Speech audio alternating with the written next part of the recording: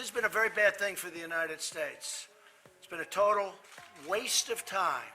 But what hasn't been a waste of time is some very bad people started something that should have never been started.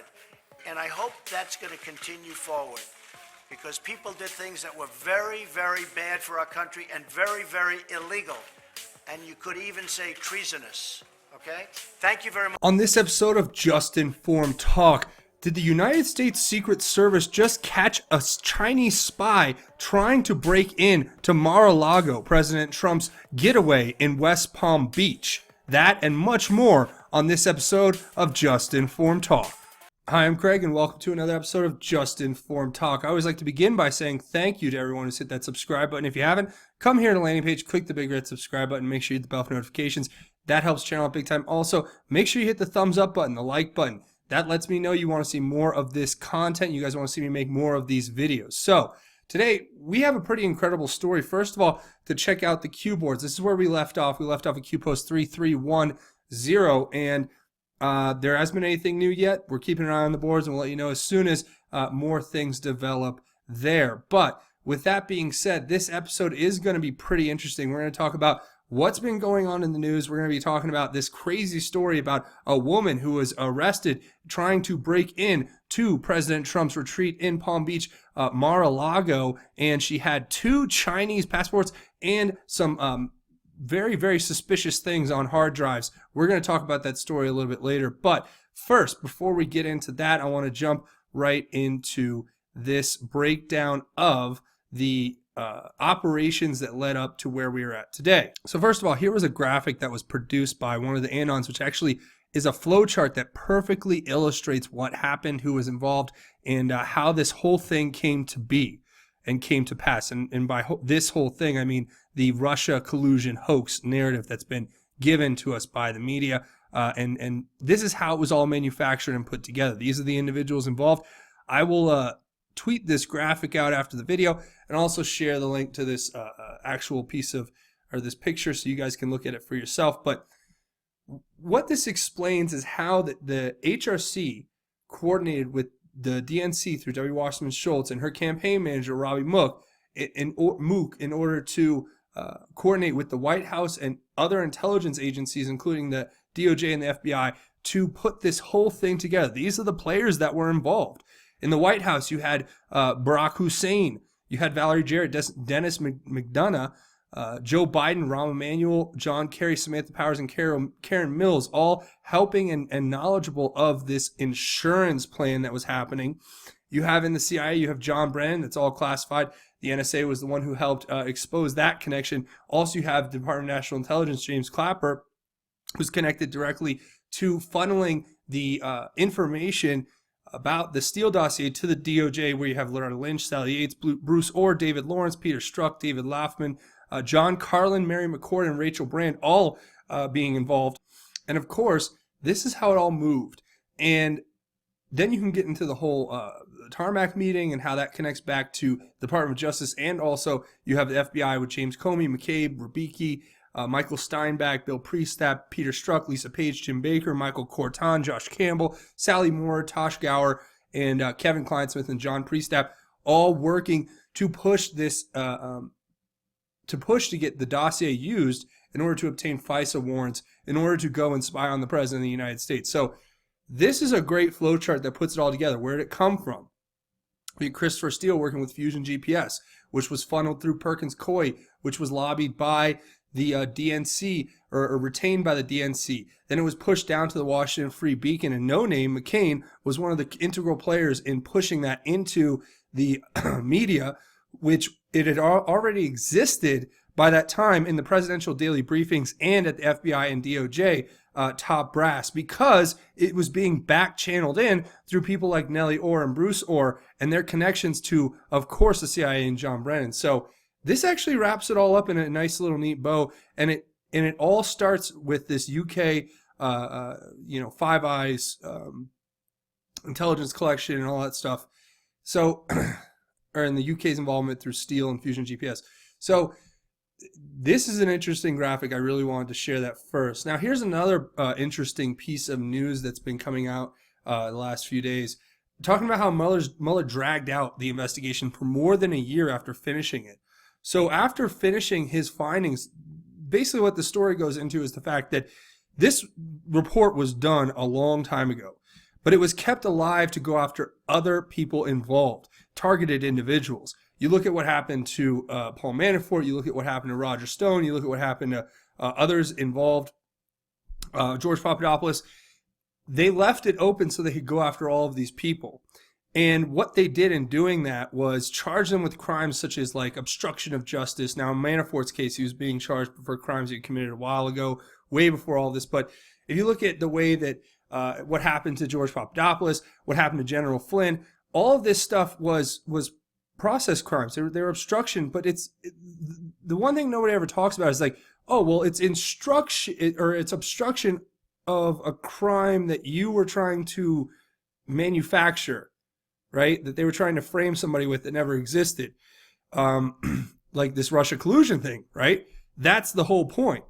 And in that being the whole point, the point really was to just go after anyone involved or around this. So I've made this analogy before. I think it's a pretty spot on analogy. It's as if President Trump is a cop and he's racing to a bank that is being robbed, and he kicks in the door and stops the robbery from happening, right? And that the robbery is basically, metaphorically speaking, it's the attempted coup of our government. And he stops that. And then Robert Mueller shows up, who's, let's say Robert Mueller's like his one of the IG, or not the IG people, the internal affairs people comes by and says, well, good job stopping that bank robbery, but we got you for illegally switching lanes without using a blinker. We got you for running 2 red lights. We got you for passing on the wrong side. We got you for double parking when you got to the bank. We got you. And you're like, what? What do you have? You don't have anything. You basically are telling me that you have caught the president in trying to obstruct justice, but the justice that was being obstructed was an illegal hoax that was perpetrated to frame the president and to remove him from power. I fail to see how there's obstruction in any of that. But hey, you guys can do with that as you may. Now, this is a story that keeps getting crazier and crazier. Joe Biden, right? So Joe Biden comes out, and they're having all these stories coming out about all. You guys have seen the weird videos of him touching women and children in very inappropriate and looking seemingly disgusting ways. And they're trying to get ahead of this story. This guy, to me, I got no sympathy. And I've seen the videos. They're to me, they're disgusting. To me, it's quite obvious. And I'll leave it there. I want you guys can let me know what you think down in the comments. But I love the Drudge had like the cover. It keeps changing, but earlier it had like a mosaic of all the different times Creepy Joe had touched people inappropriately. And this is crazy because now they're just saying it's just affectionate. Maybe he's just an affectionate guy. Maybe he's just no. We all know the stories about how he would swim nude in front of female Secret Service agents. He was doing it because of some weird perversion. But yeah, that's whatever. Yeah, you guys can make of that as you may. But so here's a great one I thought was worth mentioning. You have the DNC chair, Tom Perez, saying that all the cowards who support Trump will be judged harshly. So this is the kind of racketeering that goes on in the Democrat Party. As you guys know, this is really it just basically embodies everything that they kind of stand for, is this kind of statement. And you would never hear this from the right. That's the weird thing. You would never hear this on the conservative side. You would never hear them say, all the cowards who support Clinton will be judged harshly. I mean, now, of course, you might hear a few people say that, but not the head of the RNC. I don't think you're going to see Donna McDaniel making those kind of comments anytime soon. But, of course, it's the tactics they use. This is the head of the DNC, Tom Perez, saying that. And, yeah, if you guys want to hear the actual comment, I will play it right now. But the thing is, they are cowardly. I mean, history will not only judge Donald Trump harshly, it will judge Mitch McConnell and Paul Ryan and all the other cowards who refused to stand up to this president and allowed the party of Lincoln to die. They will be judged harshly because whatever he says goes right now. Well, there you go. There's Tom Perez for you. We're all going to be judged very harshly for supporting the revitalization of our country and the exposing of corruption that obviously people at the DNC were involved in. If you go back and look at their involvement with this whole Russia collusion thing. I mean, all you have to do is look at the fact that DNC was working with Perkins Coie and they were pushing all of this crazy stuff, this Oppo research into the FBI in order to go after the president. So it's kind of hilarious. It's the projection idea. Q says this all the time. It's projection. You know, what they're most guilty of is what they accuse you of. And that is literally where we are at. Now, the next one is a really disturbing story. So this story just came out about this Lauren Salzman, and it talks about her. She was a NXIVM member who admits to enslaving a woman locked in a locked room for 2 years. And you know, look at that. That's just the face of evil right here. But it's so funny because, you know, they tell us, I mean, it's the face of evil if, in fact, she was locking people in a room for 2 years. And if you disagree with that, I don't even know what to say. But the funny thing is that these people are being uncovered and it's all being exposed, but we're still being called deranged conspiracy theorists for actually covering stories like this, which show these social elites who are involved in these cults where they're literally abusing people and trafficking in humans. So this is really, really disturbing. But you can read through the story. Literally, here it is. It says an NXIVM cult member who secretly pleaded guilty last week to charges of racketeering conspiracy admitted to keeping her own personal slave locked in a room for 2 years. Newly unsealed court documents reveal. Quote, I knowingly and intentionally harbored Jane Doe 4, a woman whose identity is known to me, in a room in the home of the Northern District of New York, unquote, said Lauren Salzman to Brooklyn federal judge Nicholas Galfus. Last week, Salzman told the judge she held the woman hostage between March 2010 and April 2012 and threatened to deport Jane Doe back to Mexico if she did not complete labor requested by myself and others. So it says the 42-year-old defendant also admitted during the proceeding to being a member of NXIVM's secret inner organization, DOS, which prosecutors have accused of starving and branding women. At least one DOS member was also coerced into having sex with cult leader Keith Raniere. According to the government, DOS was pitched as a women's empowerment group, but was actually grooming its members to have sex with Raniere, and the feds claim. And of course, it talks about how Allison Mack from Smallville, the actress, and the Seagram's heiress Claire Bronfman have been charged for their roles in this. Now, one thing to be very, very to be very clear about is Claire Bronfman. Guess who her legal representation is? It is the newly indicted, or the supposedly co-conspirator who was indicted with Michael Avenatti. This woman was being represented by the attorneys for Jussie Smollett, Michael Avenatti, and the attorney for Jussie Smollett and Colin Kaepernick, this Mark Garagos.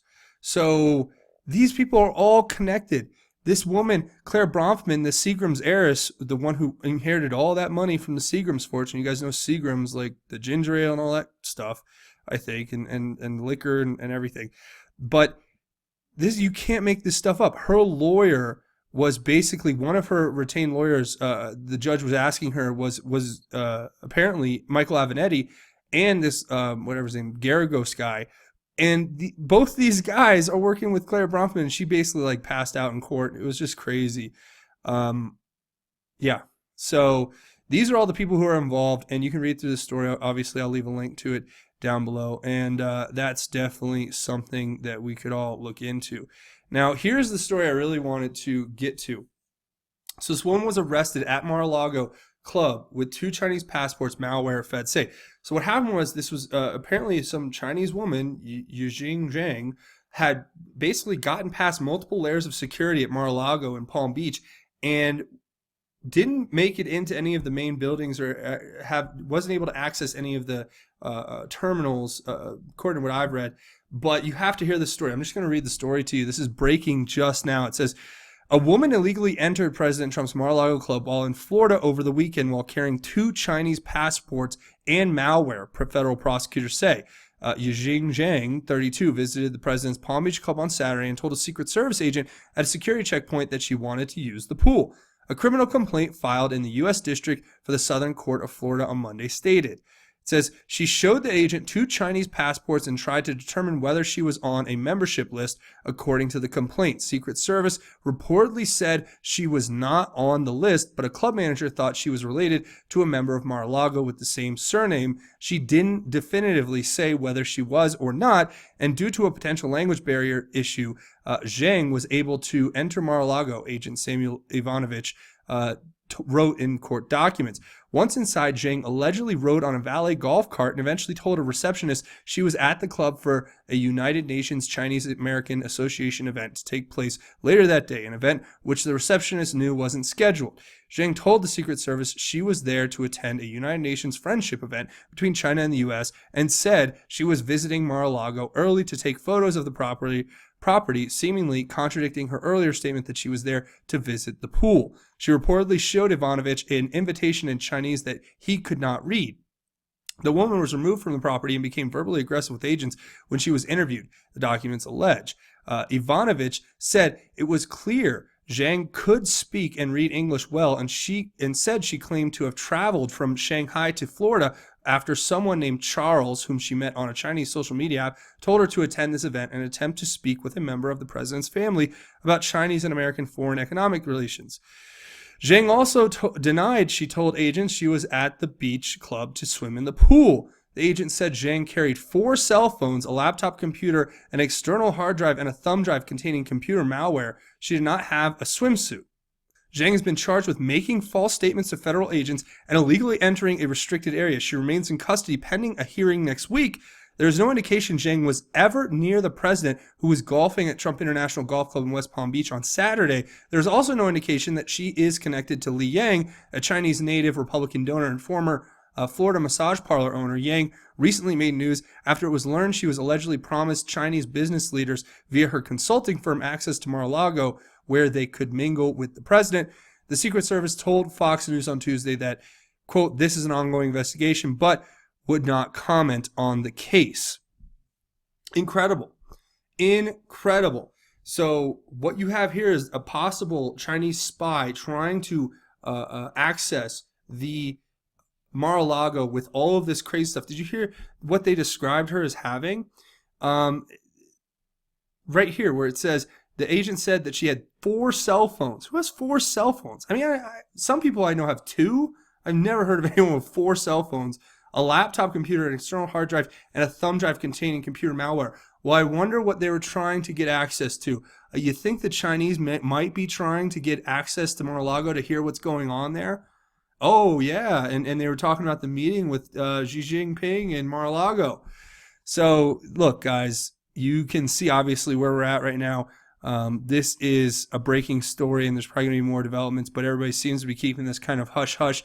It's not really been across the chyrons or breaking news banners anywhere, but it is an important story nonetheless, which we should all be paying attention to. And yeah, I think that is pretty incredible. So let me know what you think in the comments below. Now, that's pretty much going to wrap it up. For a few things before we go. First of all, obviously, best ways to help out the channel, come here if you haven't already, click the big red subscribe button, make sure you hit the bell for notifications so you get notified when these videos get posted, and don't forget to like this video with a thumbs up down below if you guys want to see me make more. Also, I'd love to hear from you, so please leave your thoughts, theories, and insights at the bottom in the comments section, and I would love to hear what you guys have to say about all of this, including the breaking stories that we've covered here. And also, share these videos on your social media. Get the word out that way. That helps out big time. A few other ways you can help out the channel. Obviously, you can come over here to Patreon, patreon.com. It's a crowdfunding website. You just set it and forget it. It's a monthly donation. You come here, click this button to become a patron, and know that you're helping create content on this channel because, look, they're going to do... I can't even tell you how I would not be able to be here doing this today if it weren't for the support of everyone here on Patreon. And I just went through it yesterday where they froze my Patreon account, and I had to reach out to them, and then I had to reach out to my audience, and then they magically unfroze it. But yeah, I really depend on you guys' support, so I really am appreciative. And also, I have this GoFundMe set up. If you want to make a one-time donation or you want to make an anonymous donation, both the links will be down in the description.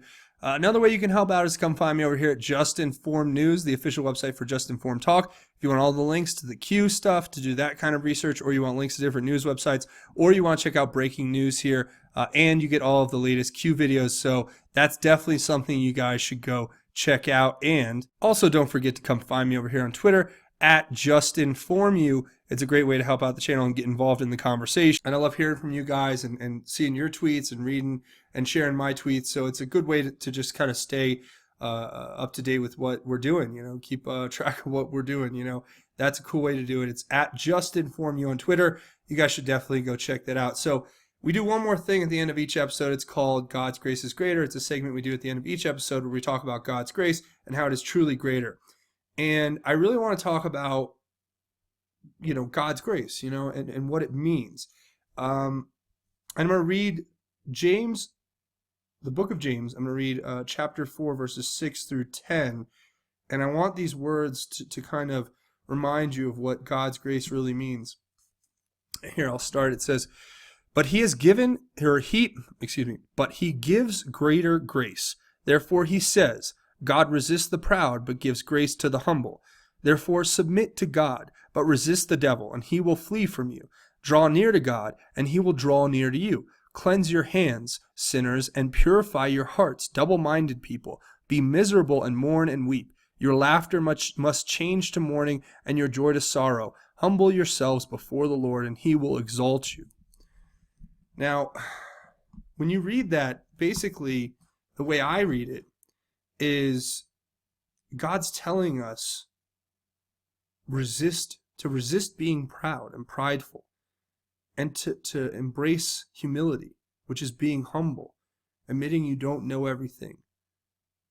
And this is God's message to us for our hearts to take, that once we submit to God, we should never be looking at God in a way that's mocking or dismissive, that we should take everything very, very seriously.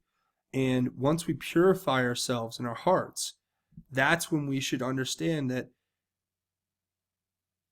there is so much more that we can be doing in this world for one another.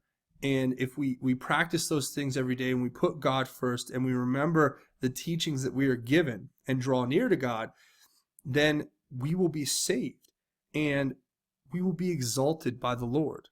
And since we already have our eternal salvation bought and paid for by the blood of Jesus Christ, and we are saved, we're only expected to be repentant and righteous, and to work hard every day to follow the tenets that are given to us by our Lord and Savior. And that's really the message I want to leave you guys with, to just remember that God is absolutely here with us, and God will push us on the right path as long as we follow his way. So I thank you so much for joining me here. I hope you guys enjoyed this video. A few things. If you haven't already, now's a great time to do it. Click the big red subscribe button, make sure to hit the bell for notifications, and hit that like button if you guys like this content and you guys want to see more of it. I really would enjoy sharing it with you guys. So you let me know there. But that's going to be it for me. I want to say thank you for watching Just Informed Talk. My name is Craig. Godspeed and God bless each and every one of you, Patriots.